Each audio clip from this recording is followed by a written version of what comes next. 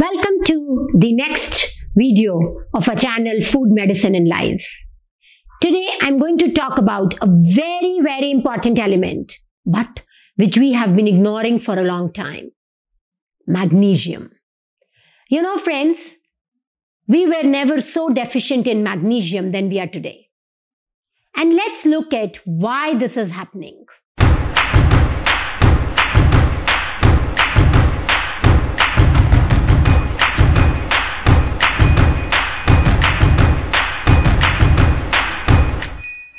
The first thing which we need to know about magnesium is, why are we getting deficient in magnesium? Because the biggest source of magnesium is fruits and vegetables, nuts, avocado, banana, legumes. And when we talk of fruits and vegetables, one thing which is happening is we are not taking 7 to 8 servings of fruits and vegetables as recommended in the RDA guidelines. 2. The magnesium content in these fruits and vegetables has decreased by 25 to 40%. And you know why? Multiple reasons. The soil is not that rich presently. The absorption is not that good. And when we have less magnesium in the plants, the health of plants becomes bad. And therefore, we need more chemicals and more pesticides to keep those plants healthy. And therefore, we are getting in that vicious circle of low magnesium, more chemicals, bad soil, and of course, the absorption in our body is getting affected because of bad gut health. Second fact which we need to know about magnesium is that magnesium is only active in our body in ionic form. If we look at the periodic table, the position of magnesium is at position 12. So if it is to become like a noble gas of that line, which is neon, it has to lose 2 electrons. We know that protons are inside the nucleus and we cannot remove them. But electrons are dispersed outside and therefore they can be exchanged. So magnesium has to lose 2 electrons to become active and to act in our body. Third, magnesium actually gets impacted when there is electrolyte imbalance. Why? Because most of the levels of magnesium in our body depends on the reuptake of magnesium in the tubules, right? So if there is less potassium and more calcium in our body, it will impact magnesium. Fourth, blood levels. How effective and reliable are they? They are not reliable. Even RBC serum is not very reliable. We don't have exact tests to measure magnesium. And you know why this is so? 50% of magnesium in our body is stored in the bones. Almost 48 to 49% of the magnesium in our body is in the intracellular space. And only 1%, it is marginal magnesium, is available in the bloodstream. And that is the reason the testing is not accurate. But whenever our body needs more, it can get it from all these spaces which are the reservoir or the storage houses of magnesium in our body. Fourth thing which you have to know about magnesium is that low magnesium can lead to symptoms like muscle contractions, like drowsiness, foggy brain, and muscle weakness, fatigue. And if you look at them really seriously, you will see that all of them are related to our central nervous system. Wow, magnesium is a brain vitamin. Yes, even if you look at muscle contractions, it is not only the muscles which are acting. Our brain or the central nervous system is responsible for that movement. And therefore, it is exceptionally important that we think of magnesium as the brain necessity. Next thing which you want and have to know about magnesium is, we all know energy is what? ATPs. But in our body, ATP alone cannot function. ATP magnesium combination is what gives you energy. And this is so very vital. I promise you, friends, I had forgotten this despite being a doctor. Because you know that biochemistry, physiology takes a back turn for doctors. But coming back to functional medicine and having treated thousands of patients, I have realized that magnesium is very, very core to our energy problems. And therefore, it is important that we understand that ionic magnesium plus ATP is what defines your energy. Point 7 about magnesium.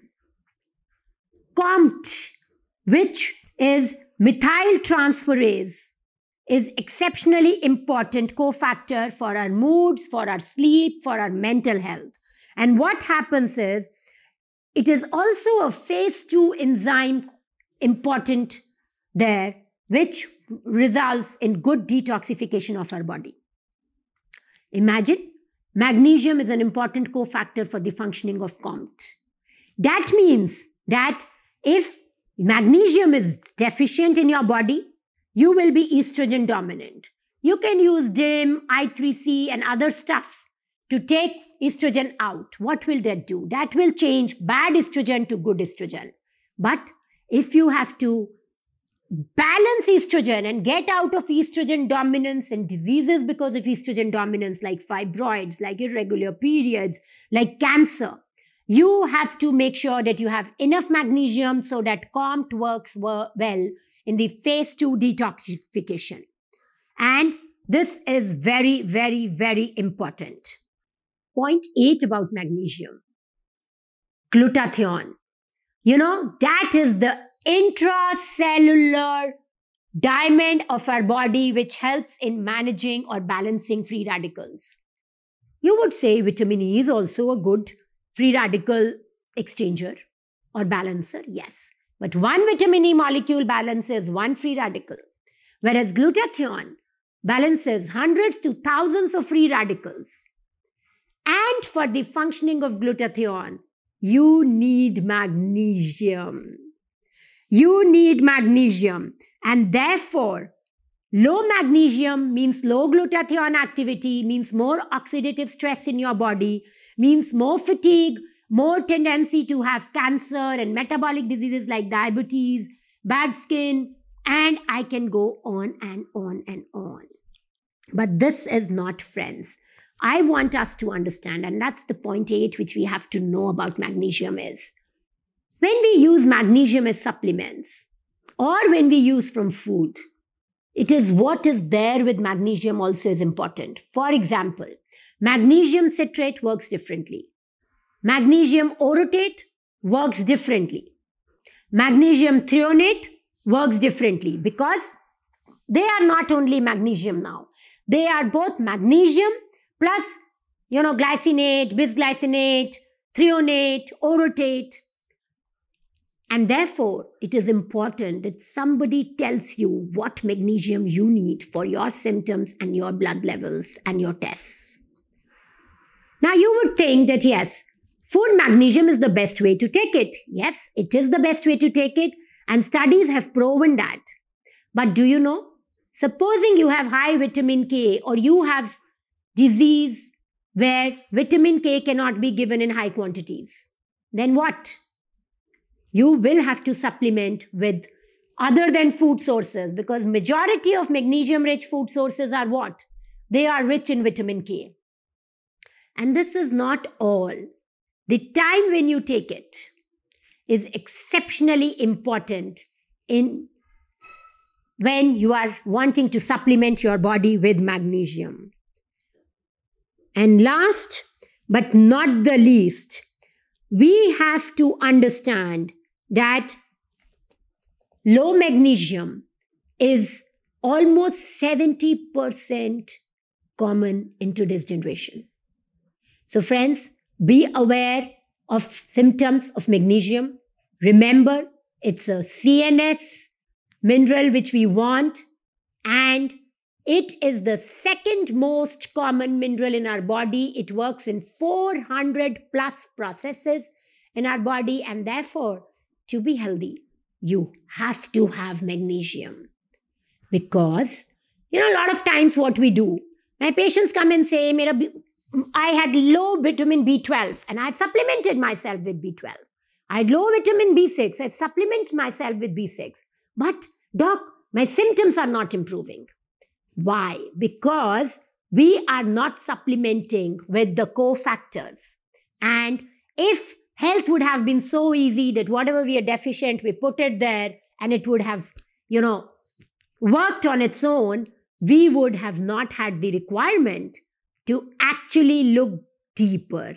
So what, friends, we have to look at is not the tip of the iceberg, which is what's low, what is more. No.